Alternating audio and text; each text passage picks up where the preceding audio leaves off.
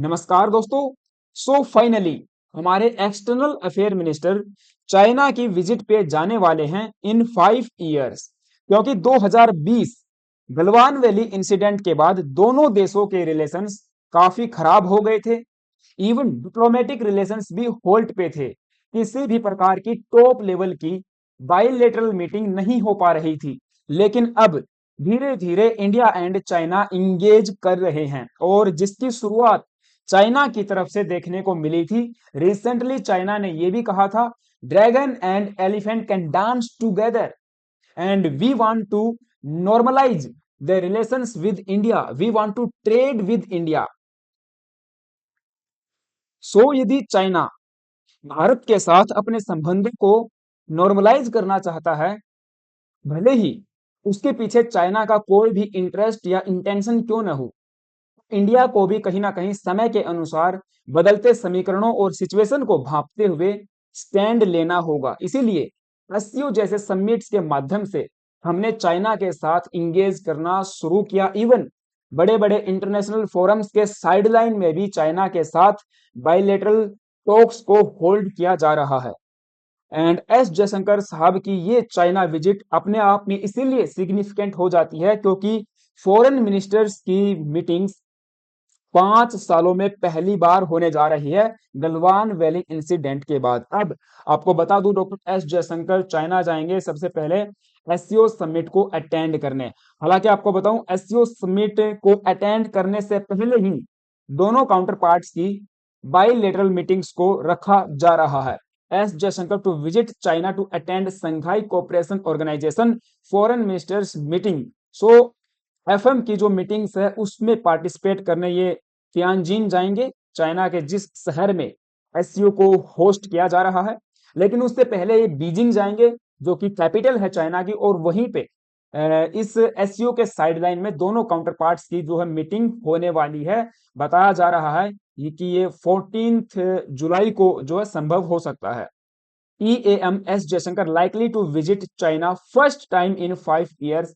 What's on agenda? अब agenda में क्या है उस पर हम जरूर बात करेंगे, लेकिन उससे पहले हमको ये भी समझना होगा कि ये अब ऐसा क्या हो गया कि चाइना के साथ हमें जो है धीरे धीरे अपने संबंधों को नॉर्मलाइज करना पड़ रहा है। क्या उसमें भी हमारे इंटरेस्ट इन्वॉल्व हैं, या कोई अंतरराष्ट्रीय प्रेशर हमको ये करने पे मजबूर कर रहा है कि कहीं ना कहीं ट्रम्प के जो टैरिफ्स, या फिर ट्रम्प के जिस तरह से इंडिया के साथ रिलेशंस एंड रिसेंट के दौरान देखने को मिले हैं, क्या कहीं अमेरिका तो पुश नहीं कर रहा है कि हम चाइना के साथ इंगेज करें। तो वो सब बातों पे हम लोग बात करेंगे। तो उससे पहले ये समझते हैं कि कैसे हम चाइना के साथ इंगेजमेंट्स बढ़ा रहे हैं। तो देखिए, एससीओ समिट में पार्टिसिपेट करने जून महीने में हमारे रक्षा मंत्री राजनाथ सिंह भी जाते हैं, जब डिफेंस मिनिस्टर्स की मीटिंग को रखा जाता है।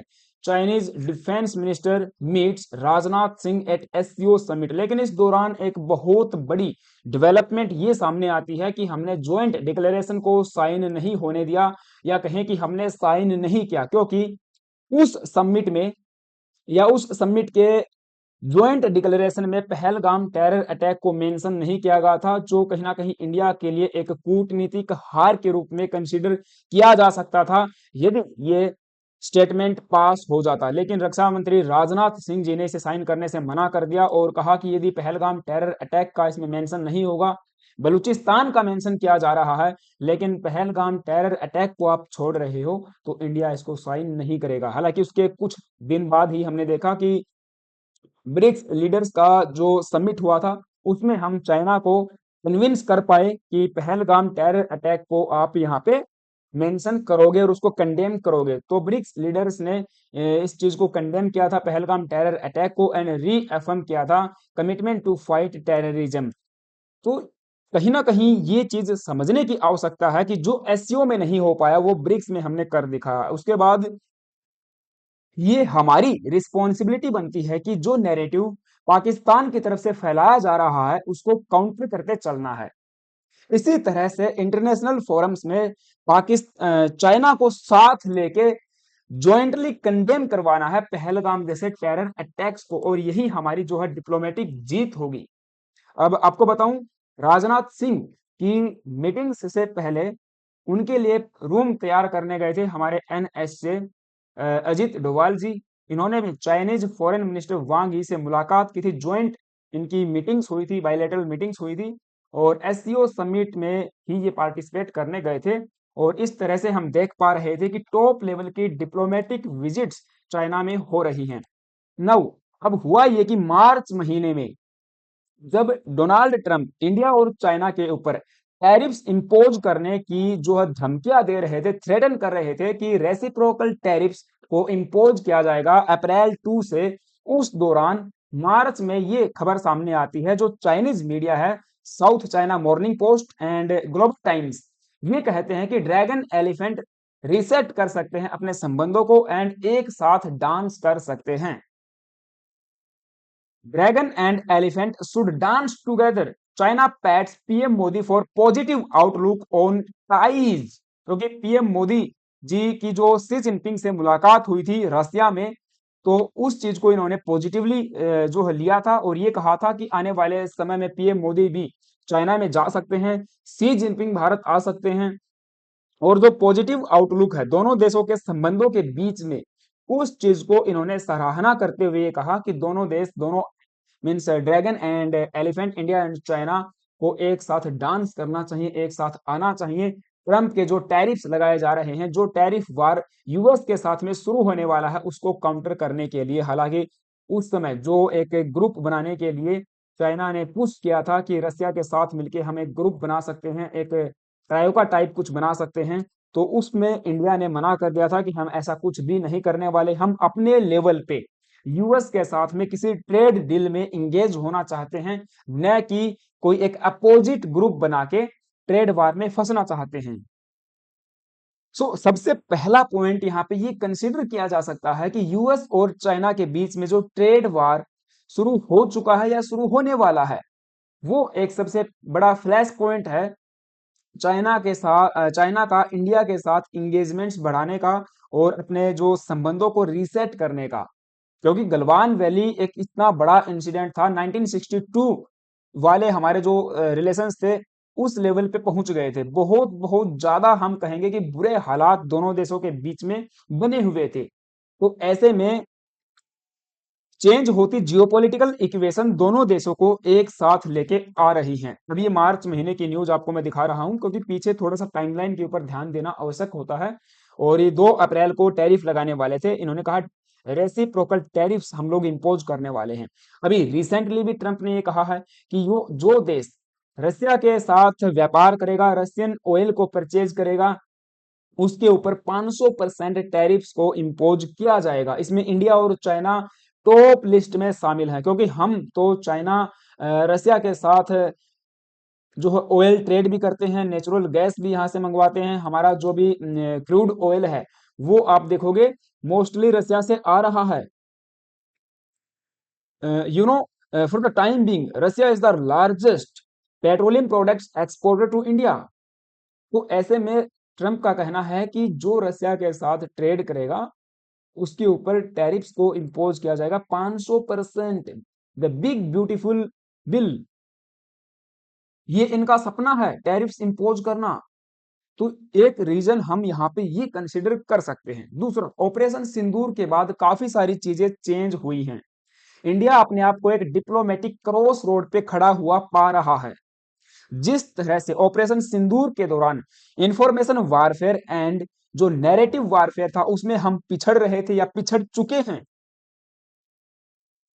ऐसे में हमें अपने रणनीतिक पासों को मजबूत करना पड़ेगा और बहुत चालाकी के साथ फेंकना पड़ेगा।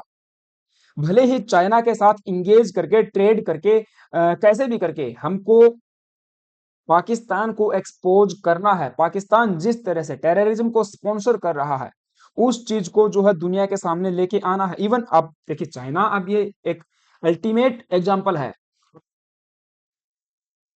आप यहाँ पे कह सकते हो कि बिल्ली को हम कह रहे हैं दूध की जो है रक्षा करो, है ना। तो ऐसे में ये भी सवाल साइमल्टेनियसली खड़ा होता है कि क्या चाइना अल्टीमेटली इंडिया की हेल्प करेगा, ऐसे वारफेयर में हेल्प करेगा।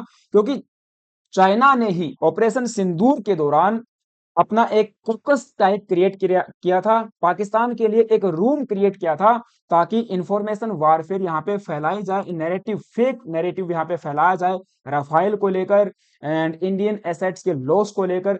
हालांकि हम अभी हमारे एनएसए अजीत डोभाल साहब ने कहा है कि कोई भी एक सिंगल फोटो हमको दिखा दीजिए, सैटेलाइट इमेजरी आप दिखा दीजिए। अब उसमें हालांकि हम बहुत देर हो चुकी है, अब ये बातें करने का समय शायद हम बहुत ज्यादा आगे आ चुके हैं। लेकिन यदि एक सिंगल बात में हम इस पूरी डेवलपमेंट को समझे तो ये कह सकते हैं, यदि इंडिया को वेस्टर्न बॉर्डर पे ऑफेंसिव होना है तो ईस्टर्न बॉर्डर पे थोड़ा सा शांति हमको चाहिए, वो आवश्यक है युद्ध टाइम पे। ठीक है, कभी भी ऑपरेशन सिंदूर पॉज जब करेंगे। सो इसीलिए चाइना यहाँ पे डिनाई करता है कि हमने किसी भी प्रकार की बैकिंग पाकिस्तान को ऑपरेशन सिंदूर के दौरान नहीं दी है। हम अर्ज करते हैं कि हम स्ट्रेंथन करना चाहते हैं टाइज विद इंडिया। सो दूसरा रीजन ये कंसिडर कर सकते हैं। तीसरा हम बात करेंगे, पाकिस्तान का ही इशू है, लेकिन उससे पहले आप सभी से छोटी सी रिक्वेस्ट है, आप यदि चैनल पे नए आए हो प्लीज गाइज एक सब्सक्राइब करना, बेल आइकन को जो है प्रेस करके जाना एंड वीडियो अच्छी लगी तो लाइक भी कर सकते हो। अब देखिए, चूंकि Pakistani sorry Chinese equipments, Chinese armours and weapons का इस्तेमाल पाकिस्तान कर रहा था, 81% प्रिक्योरमेंट चाइना से हो रहा है एंड अल्टीमेटली हर तरफ से आप देखिए उनका एयर डिफेंस सिस्टम हो, फाइटर जेट्स हो, मिसाइल्स हो, इसके अलावा जो भी इलेक्ट्रॉनिक वारफेयर रडार सिस्टम्स हो, वो सब चाइनीज मेड था एंड उसका जो लाइव लैब टेस्ट चाइना कर रहा था वो बुरी तरीके से फेलियर मारा गया। ऐसे में पाकिस्तान धीरे धीरे चाइना से अब अवे होना चाह रहा है एंड कहीं ना कहीं अल्टरनेट ढूंढ रहा है, जर्मनी की तरफ जा रहा है, यूएस की गोद में बैठ रहा है, आसिम मुनीर या उनके एयर डिफेंस एयरफोर्स के चीफ यूएस में जा रहे हैं, स्टेट डिनर कर रहे हैं, यूएस को अपना बेस जो है कंट्रोल करने के लिए दे रहे हैं। ऐसे में चाइना पाकिस्तान से बिल्कुल भी खुश नहीं होगा और ये एक्सट्रीम एग्जांपल हम इसको कंसिडर कर सकते हैं, क्योंकि चाइना पाकिस्तान का कोई भला थोड़ी चाहता है, वो तो अपने पाकिस्तान को एक प्रॉक्सी के रूप में इंडिया को काउंटर करने के लिए इसका इस्तेमाल कर रहा है, बस सिंपल तो लॉजिक यही है। और ऐसा नहीं है कि उनको पाकिस्तानियों से बहुत अधिक प्यार है, हुंजा वैली की हुरों से उनको बहुत प्यार हो गया है और वो अ, यहाँ पे निगाह करेंगे, ऐसा कुछ नहीं है। चाइना बस अपने इंटरेस्ट को सेव कर रहा है।